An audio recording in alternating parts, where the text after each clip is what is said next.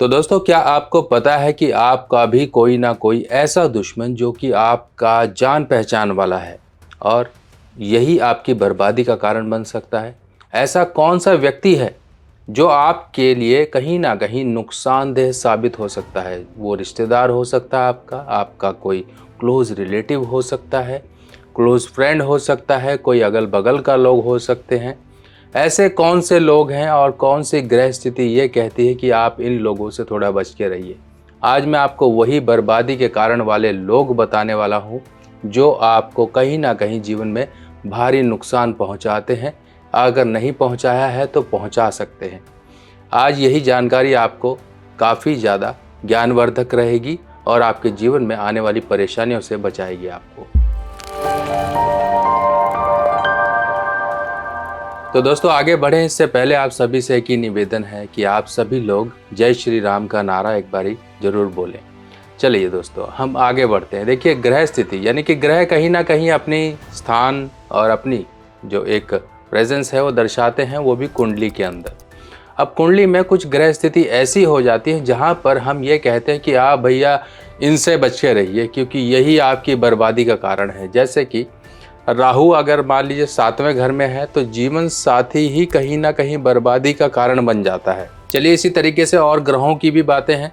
सबसे पहले हम मंगल से शुरू करते हैं। मंगल, अगर आपकी कुंडली में मंगल 3रे भाव में है तो आपको अपने भाई बंधुओं से, अपने छोटे या बड़े भाइयों से कभी भी किसी भी प्रकार का झगड़ा नहीं करना है। चाहे वो लाख गुना बुरे हों, चाहे वो कुछ भी हों, ये दिमाग में बिठा लीजिए कि उनका जो भी आपसे बन पड़ता है, उनकी सहायता, उनके द्वारा किए गए बुरे या कुछ भी, अगर आप सामर्थ्य हो और आप अपने भाइयों की मदद करते रहते हो, उनसे किसी भी बेमतलब की बात में उलझते नहीं हो, तो जीवन में आपके कभी भी ब्लॉकेजेस नहीं आएंगी, रास्ते कभी बंद नहीं होंगे। आपके द्वार कहीं ना कहीं रास्ते में खुले मिलेंगे और आप उन्हीं द्वारों के ज़रिए कहीं ना कहीं ऊंचाइयां हासिल करते हुए पाओगे अपने आप को। जो व्यक्ति अपने भाइयों से लड़ता है, चाहे वो ज़मीनी विवाद हो या कुछ भी विवाद हो, अगर आप सामर्थ्यवान हो और अपने छोटे भाई की आप मदद नहीं करते हो तो कहीं ना कहीं आपका कमाया हुआ धन आपके लिए बेकार हो जाएगा। एक दिन ना तो संतान काम की होगी, ना जीवन साथी, ना कुछ। यानी कि ऐसे व्यक्ति भी बहुत से देखे होंगे जिन्होंने बड़ी बड़ी भारी भारी इंश्योरेंसेस करवा रखी है, LIC करवा रखी है। एक दिन वो टपक गए, उनका सब पैसा बर्बाद हो गया एक तरह से। बच्चे कहीं गलत नशे में पड़े हैं, वाइफ कहीं और किसी और के साथ, बहुत सी घटनाएं होती हैं।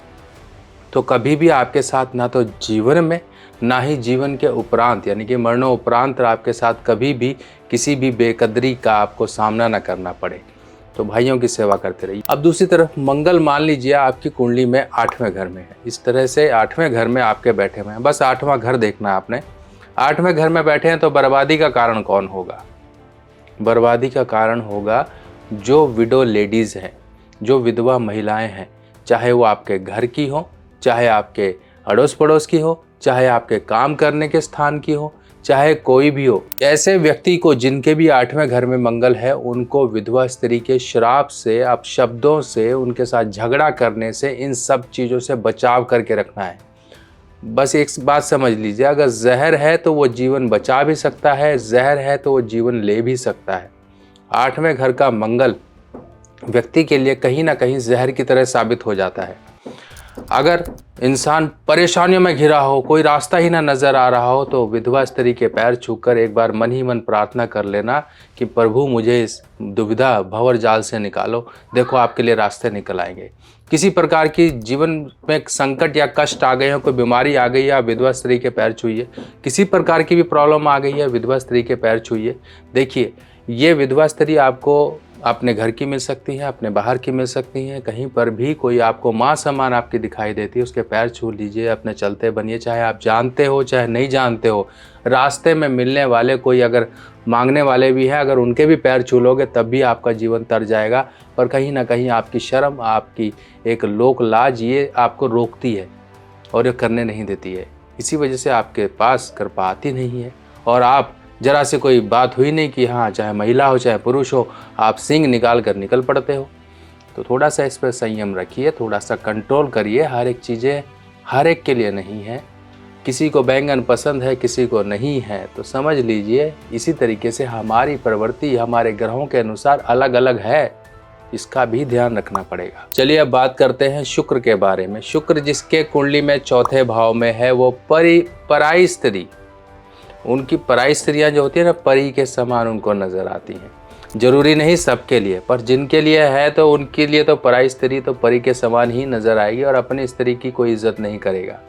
इसी कारण से उसके जीवन में जो परेशानी आती है पराई स्त्री के कारण आती है। कहीं फंस गए लफड़े में, कहीं कुछ हो गया, कहीं लेने के देने पड़ जाएं, और इतने देने पड़ जाएं कि समझो कि जेब तो जेब, घर के जो लॉकर हैं वो भी खाली हो जाते हैं। बहुत से लोग फंसे होंगे, अपनी गिरेबान में झांक कर देखिए कहाँ कहाँ आप फंसे हो। ठीक है, तो थोड़ा ध्यान रखिए। अब शुक्र के 10वें भाव के बारे में।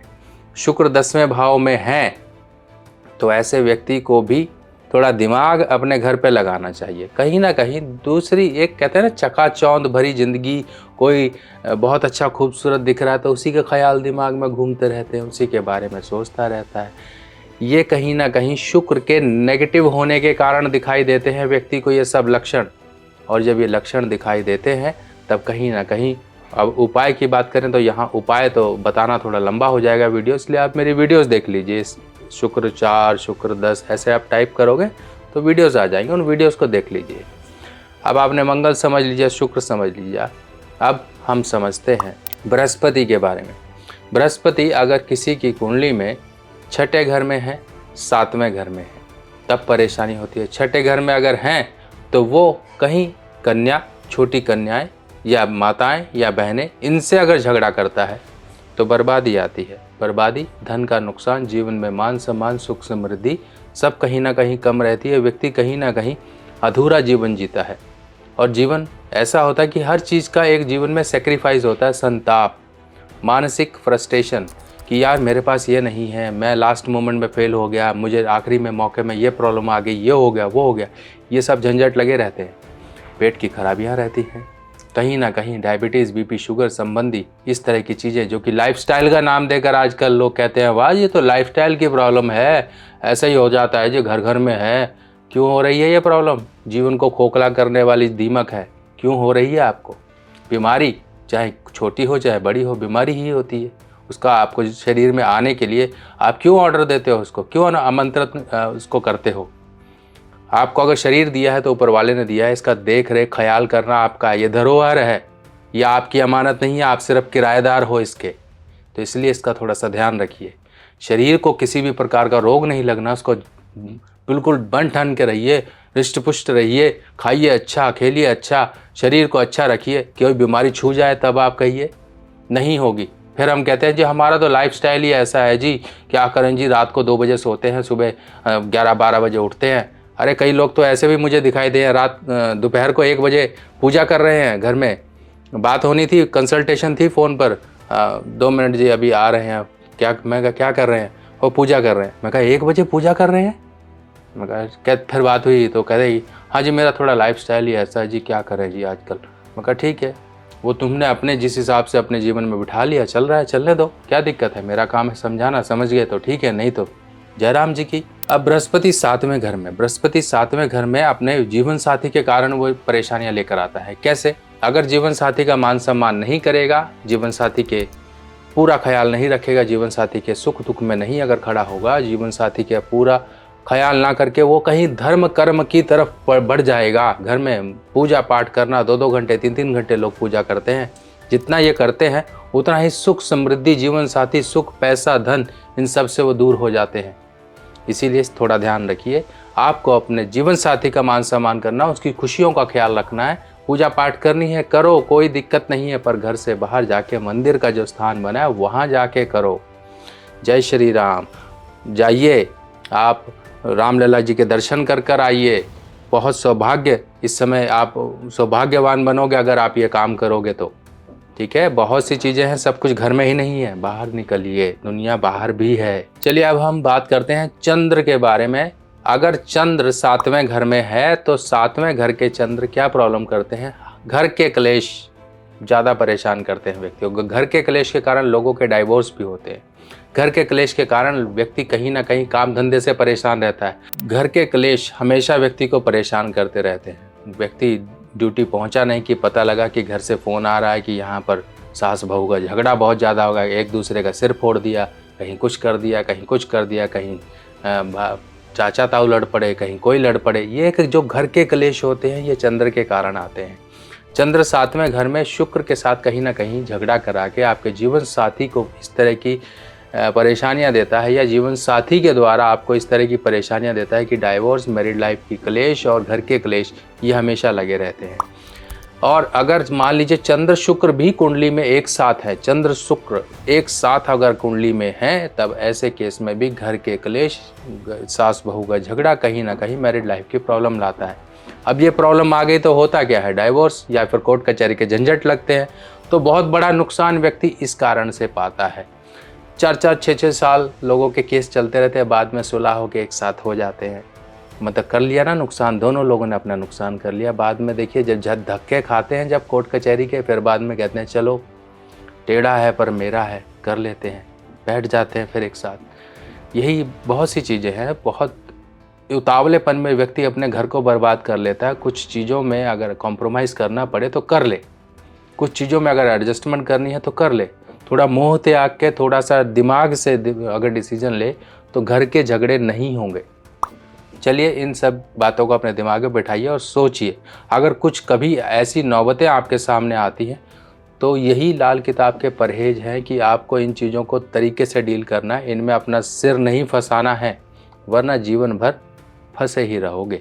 अगर आप अपने आप से लाल किताब के उपाय करना चाहते हो तो आ गई है मेरे द्वारा लिखी हुई नई लाल किताब, जो कि बिल्कुल सिंपल साधारण भाषा में है। और ये लाल किताब बिल्कुल सरल भाषा में आप लोगों के लिए मैंने लिखी है, ताकि आप लोग इसे पढ़कर अपने उपाय खुद कर सकें। और जो ग्रहों की स्थिति है, ग्रह क्या असर जीवन में लेकर आते हैं, उनके बुरे असर को कैसे दूर किया जाए, ये किताबें अब आपकी मदद करेंगी।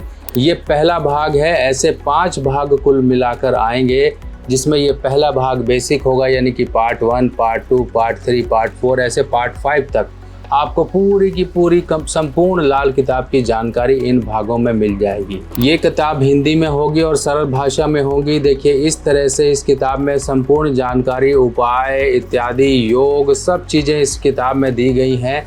फिलहाल ये किताब पहली जो आपका पहला कदम होगी इस ज्ञान की तरफ। आप अपने जीवन में अपने परिवार वालों की, अपने दोस्तों की, किसी की भी कुंडली को देखकर अध्ययन करके उन्हें उपाय बता सकते हो। और ये उपाय बताने के लिए ये किताब आपकी मदद करेगी। चलिए दोस्तों, और जानकारियों के साथ मिलते हैं नई वीडियो में। तब तक के लिए आज्ञा दीजिए। जय श्री राम।